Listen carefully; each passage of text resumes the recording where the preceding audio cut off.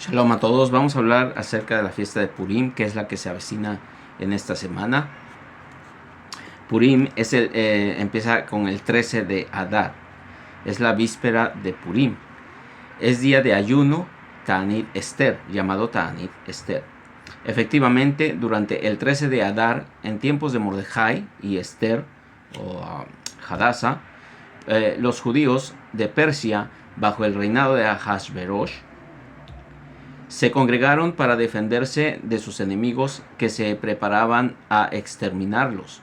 Conforme a la tradición instituida por Moshe Rabenu, ese mismo día de guerra fue fijado como día de ayuno y de invocación a Hashem por la salvación. Asimismo, nosotros ayunamos el 13 de Adar para recordar que Hashem se apiada de toda persona en angustia que ayuna y torna en teshuvá, un arrepentimiento sincero, como en aquellos días. Si Purim cae en domingo, se adelanta el ayuno al jueves. La obligación de ayunar incumbe a todos, con la excepción de mujeres embarazadas o que amamantan, y de personas enfermas aún sin gravedad. Estas solo comerán lo estrictamente necesario para su salud.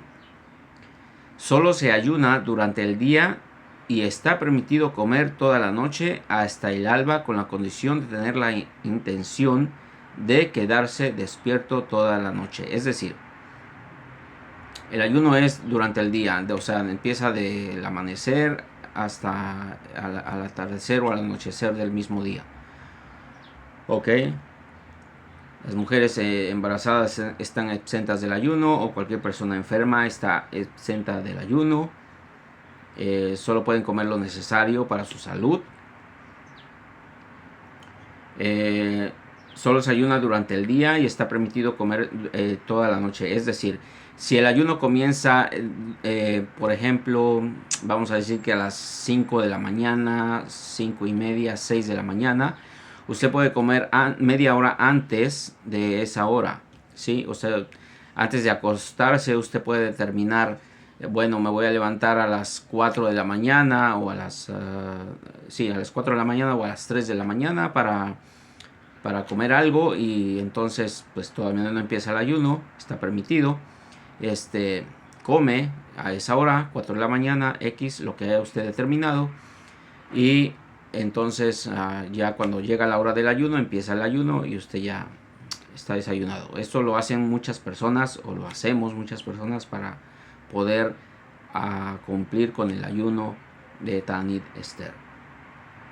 ¿Ok? Aun si se despierta antes del alba, ya no podrá comer. Solo si se suele levantarse en medio de la noche para beber agua, también esta noche podrá hacerlo. Si usted se acostumbra por la medianoche a levantarse para tomar agua, puede hacerlo todavía. Si antes de dormir tenía la intención de despertarse antes del alba para comer, está permitido. ¿Sí? Es lo que hablamos, lo que acabamos de hablar. Si usted determina que va a comer, por ejemplo, a las 4 de la mañana, antes de que empiece el ayuno lógico, pues puede hacerlo y puede comer. El ayuno embolisma, que comprende Adar primero y Adar segundo, se ayuna el 13 de Adar segundo. Bueno, esa es otra opinión. Ma'atzit HaShekel. ¿Qué es el Ma'atzit HaShekel? En ocasión de Purim se suele dar un Ma'atzit HaShekel en recuerdo del impuesto individual que se recaudaba para el servicio del templo. Como la palabra terumá, donativo, está repetida 3 veces en la Parashat Shekalim, se suele dar 3 piezas con valor de la mitad de la unidad de moneda del país donde vive. Es decir, bueno, eso los rabinos sacan cuentas de cuánto es lo que se debe de dar, en representación de lo que se daba en el templo, cuando el templo estaba en pie. ¿Okay? El Ma'atzit HaShekel. Se recomienda darlas de día de Ta'anit Esther antes de Minjá, y bien el día de Purim antes de la lectura de la Megilá. Se da el Maasid HaShekel a partir de los 20 años, según una opinión, o a partir de los 13 años cumplidos, según otra opinión. Lo mejor es dar el valor del Maasid HaShekel original, que se recaudaba y que pesaba aproximadamente 10 gramos de plata. Este dinero que debe de darse en recaudo del Maasid HaShekel y se debe de dar a recaudo de Maasid HaShekel y no a título de Maasid HaShekel. Será entregado a obras de caridad en Israel. Bien, ahora vamos a hablar del milagro de Purim. ¿Qué sucedió en Purim? ¿Por qué celebramos Purim? Vamos a verlo. En Purim, el 14 de Adar, celebramos la salvación milagrosa de nuestro pueblo durante su cautiverio en Persia, bajo el reinado del rey Ahasverosh, traducido como Asuero en español. Cuando su ministro Hamán, descendiente de Amalek, el primer y gran enemigo de Israel, decretó con el consentimiento del rey Ahasverosh la exterminación total de los judíos. En realidad, el milagro de Purim se realiza en un cuadro de fenómenos naturales, por lo cual el nombre de Hashem no figura en el relato histórico de esos acontecimientos. Megilá Esther, que leemos en Purim, la Megilá Esther es la que leemos en Purim, lógico, y estamos obligados a escucharla, todos, por lo cual el nombre de Hashem no figura en el relato histórico de esos acontecimientos. Megilá Esther, que leemos en Purim, pues la naturaleza no revela abiertamente la presencia de su creador, pero esos acontecimientos convergen de forma tan evidente hacia un solo objetivo, la salvación del pueblo, que se ve forzosamente en ellos un milagro y no una simple coincidencia. Nuestros sabios dicen que el Eterno anticipa el remedio a la enfermedad. Antes que el peligro se declare, prepara la salvación. Así, por ejemplo, Esther, mensajera para salvar a su pueblo, accede al trono antes que Israel estuviera en peligro de exterminación. Fíjese el milagro, Hashem ya prepara la salvación antes. Es como nosotros, por ejemplo, en nuestra conversión. Ya Hashem tenía a cada persona que nos iba a ayudar en nuestra conversión al judaísmo. Eso es un milagro, una bondad de Hashem tremenda, ¿sí? Para cada uno de nosotros, para cada converso. Ya tiene preparado las personas judías que nos van a ayudar, ya tiene preparada a nuestros rabinos que nos van a ayudar para nuestro proceso de conversión, ¿sí? Ya lo tenía de antemano Hashem preparado todo, así como el milagro de Purim en esta ocasión, que ya tenía preparado el reinado para Esther antes de que su pueblo padeciese esa persecución, esa exterminación. Bien, el remedio puede sin embargo ser inoperante si no lo merecemos. Al contrario, la oración acompañada de un retorno en Teshuvá tiene la fuerza de poner en acción la milagrosa máquina divina de salvación. La movilización espiritual general organizada por Mordejai, jefe de la comunidad judía, surte su efecto y provoca el milagro que va a invertir la situación, conducir a la ejecución de Hamán en la misma hora que había preparado para Mordejai, al acceso de este último a una posición privilegiada y a la salvación del pueblo. Purim es más que una conmemoración, es una lección histórica de primera magnitud. Somos el mismo pueblo desde su creación. Nuestra naturaleza divina no está sujeta a variación. Si cambiamos nuestra identidad judía, nuestra esencia espiritual, nos exponemos a los peores peligros. Amalek solo nos ataca cuando estamos espiritualmente débiles y descuidamos la práctica del judaísmo, ¿sí? Ayer hablábamos en una ocasión en una clase acerca de que si por un segundo nos descuidamos corremos peligro de ser atrapados por el Yetzer Hara, por la mala inclinación. Es necesario que uno como judío esté siempre despierto en la mente, en el corazón, con las cosas de Hashem. Se nos insta a estudiar Torah todos los días, hacer un tiempo fijo para el estudio de la Torah, porque eso nos ayuda a estar preparados. El estudio de Torah nos bendice, nos ayuda, y aún así cuando andamos en las cosas del mundo, por ejemplo, trabajos, buscando el sustento, X cosa, ¿no? Ese estudio que usted tuvo de Torah, ya sea en la noche, en la mañana, lo va a ayudar, lo va a proteger de que no se descuide en ese segundo, ¿sí? Pero cuando nos descuidamos en algún momento de la vida, nos descuidamos por un solo segundo, corremos mucho peligro de ser atrapados por el Yetzer Hara.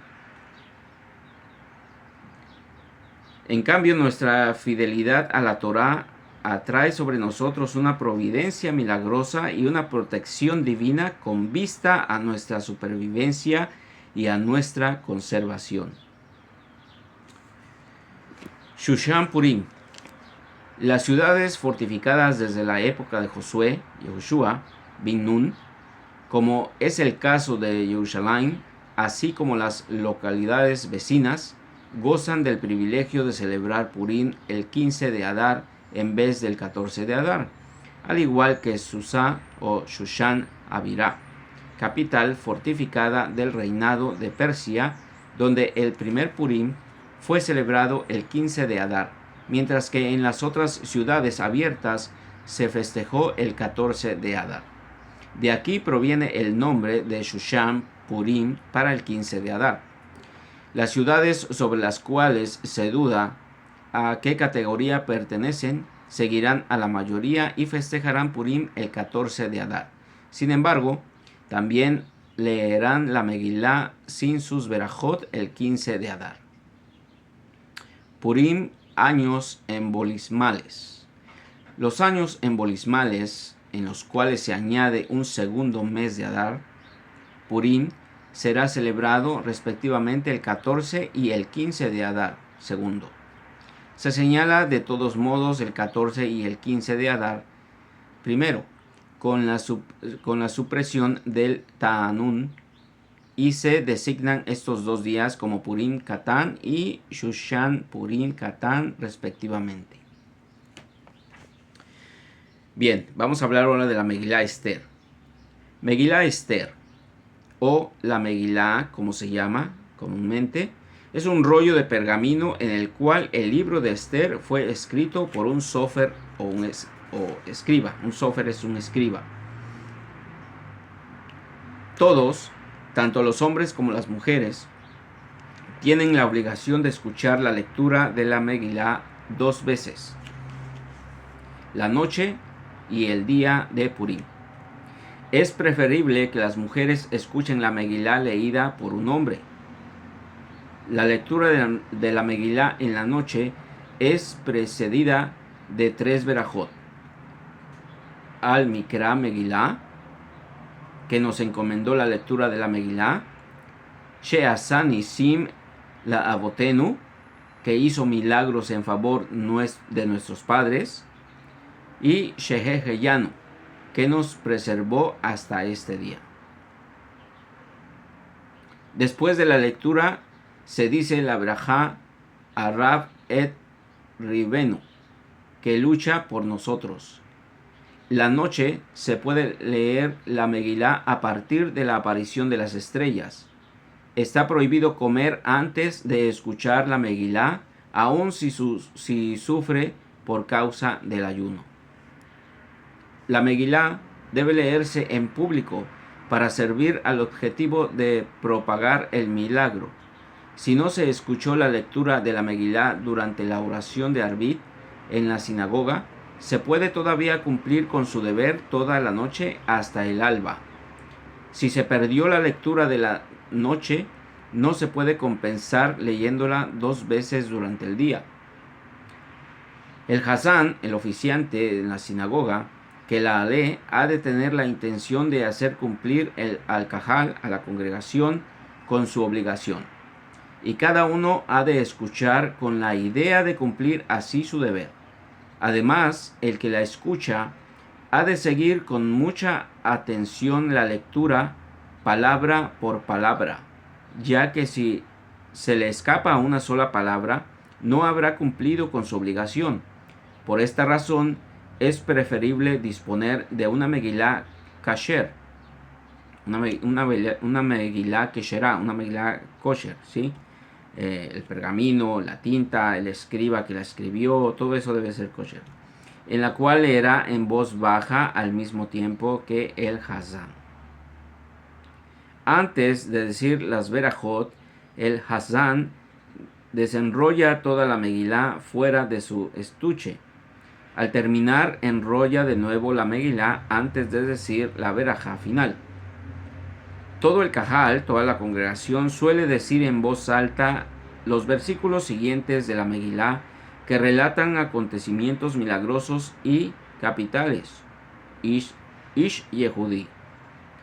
La sección del versículo Rabá be'atzalá balayla hahu. Mordejai yatsa leyehudim ayeta ora. Ki Mordejai hayehudi. El Hazán debe leer nuevamente solo esos versículos después del cajal, después de la congregación. El Hazán debe mencionar los nombres de los 10 hijos de Amán, desde Hamesh Meot Ish hasta Atzeret. Capítulo 9, del versículo 6 al 9. En un solo soplo, o sea, en una sola palabra debe de leerlos. El que no sigue la lectura de la Megilá sobre una Megilá kasher válida debe contentarse con escucharla sin leerla en voz baja. Aun si ya leyó la Megilá habiendo cumplido así con su obligación, puede leerla de nuevo con sus verajot, con sus bendiciones, con intención de hacer cumplir con su deber a otras personas. El hombre que ya leyó o escuchó la Megilá en la sinagoga, la lee de nuevo en su casa con intención de hacer cumplir con su obligación a su esposa. Dirá antes la verajá al mikra a Megilá, o según otra opinión, la verajá lishmoa Megilá, pero omitirá la verajá que sigue a la lectura. Las verajot deben ser recitadas de pie, pero la Megilá misma puede ser leída sentado. Esto se aplica a la lectura en casa, pero en la sinagoga, en honor al cajal, el Hazán estará de pie tanto para las verajot como para la lectura de la Megilá. Un Abel, o sea, que está en duelo por alguna pérdida familiar, un Abel rezará la oración de Arvit solo en casa y vendrá a la sinagoga para escuchar la Megilá con el cajal, con la congregación. Mujeres que no pueden escuchar la Megilá leída por un hombre, pueden leerla ellas mismas y una de ellas puede incluso a través de su lectura hacer cumplir su obligación a las demás que escuchan.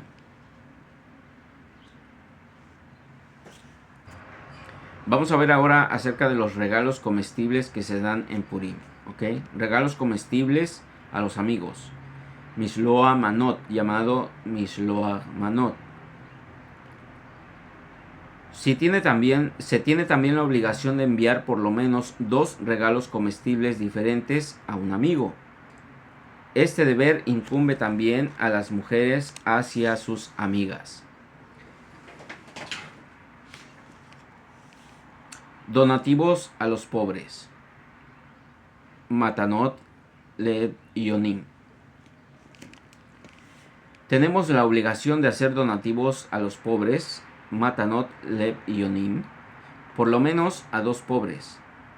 Cuanto más se distribuye dinero o alimentos, tanto más es uno digno de elogios.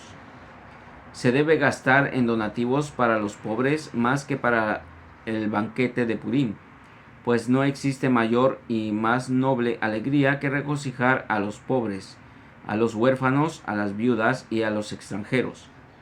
El que alegra a esos desdichados sigue el ejemplo de Hashem, que aviva el espíritu de los humildes y anima el corazón de los afligidos. Isaías 57:15. En Purim no se evalúa el mérito de los pobres que nos solicitan. Se da a todo aquel que nos tiende la mano. Honor a Purim.